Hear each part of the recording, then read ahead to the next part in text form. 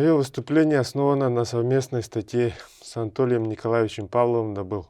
Кто заинтересуется, может самостоятельно ознакомиться со статьей. Ссылка на статью указана на слайде. В современном обществе возрастает роль психологии и вопросы формирования мотивации и мировоззрения. В организациях и компаниях высоко ценится стрессоустойчивость сотрудников, а также и способности сохранять психоэмоциональное равновесие. В этой связи научный и общественный интерес вызывает якутское традиционное философское религиозное мировоззрение. Поскольку это мировоззрение позволяло нашим предкам жить, творить и радоваться в одном из самых суровых краев нашей планеты. Сложившиеся веками представления помогали сохранению духовно-нравственного здоровья в условиях повышенных психофизиологических нагрузок. Сравнение двух систем мировоззрения весьма важно, поскольку именно на стыке двух образов мышления наука получает новое видение и открывает новые горизонты для исследований. Я начну с изложения понятия сюр, которое отражает энергетический аспект как человека, так и других объектов природы и в целом космоса. Часть текстов я буду комментировать, часть желающие могут прочитать, поставив на паузу. Итак, первое свойство сюр. Все имеет сюр. Автор Терис, книга Аи Юрила. Далее Попова Галина Семеновна пишет, что поток жизненной энергии непрерывно поступает человеку из единой подвижной вселенной энергии. Следующее свойство заключается в том, что алгыс есть добрые слова или благословления, или на якутском алгыс. Далее приводятся строки из Олонхо, народного эпоса Олонхо, отражающие материальные свойства алгыс. Например, написано, что алгыс можно намотать на локти, что его можно положить сверху на человека, а также алгыс впитывается в сердце и в печень. Следующее свойство говорит о том, что красота есть сюр. Красота сама по себе распространяет силу высших существ Аи. Каким способом увеличивается содержание сюр в человеке? Вопрос вполне обоснованный. Сюр человек получает посредством высшей своей структурной части формы якут от высших существ Аи. Однако для этого человеку нужно правильно организовать мышление, то есть управлять формой салгынкут, которая отвечает психоэмоциональной сфере. Сюр, внедрившись в тело, становится, то есть увеличивает духовное равновесие на пути истины. Сюр преобразовывается в творческую энергию. Сюр, впитавшись в тело человека, становится организующей силой всех систем организма человека. Сюр выполняет защитные функции. Сюр создает вокруг тела светлое свечение, которое называется терчи. Терчи ограждает от негативных сил и духовной грязи. Здесь приведены тексты Ксенофонта Дмитриевича Уткина и Терис. Следующее свойство связано с огненностью сюр. Сюр человека – это божественный огонь Аи. Далее приводятся строки из Олонхо, в которых отражается лучистость глаз во время алгыса, а также огонь из глаз богатыря Аи. Кроме того, мы встречаем в текстах Олонхо огненные кулаки и огонь изо рта. Такие описания встречаются в различных Олонхо, причем как для представителей сил добра, так и зла.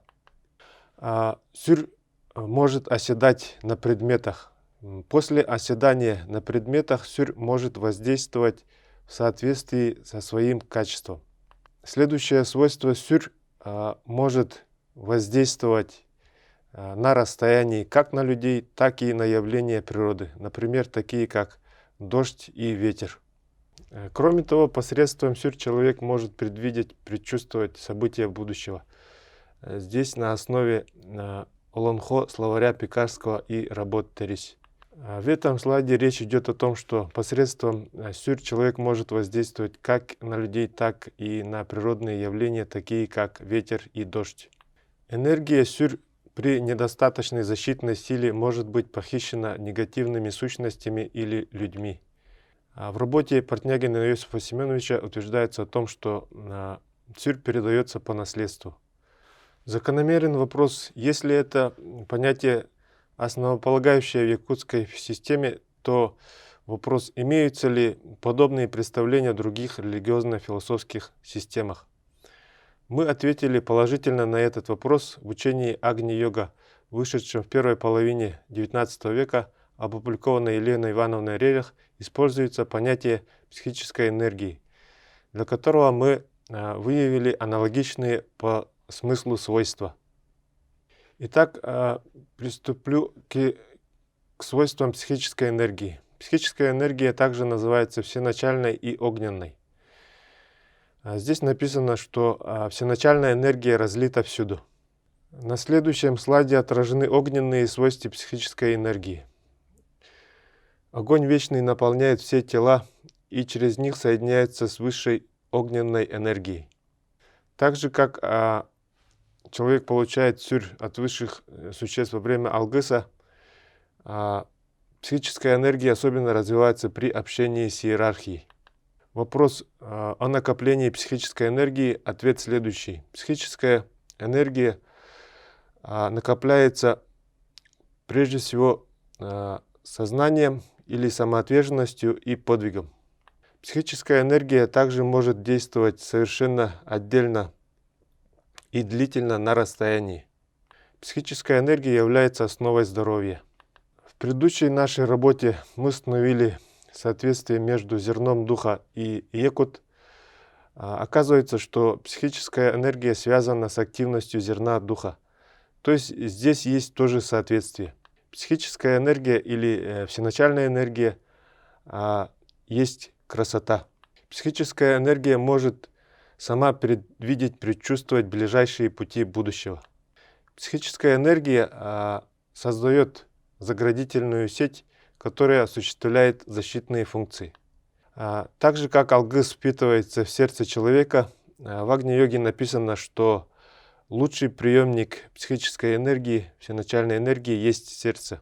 Психическая энергия оседает на предметах. Кроме того, человек передает часть своей психической энергии каждому предмету, которого он касается. Об огненности мы уже упоминали. Здесь идет конкретика об искрах из глаз, изо рта, а также об искрах от удара рук и огне от следов ног.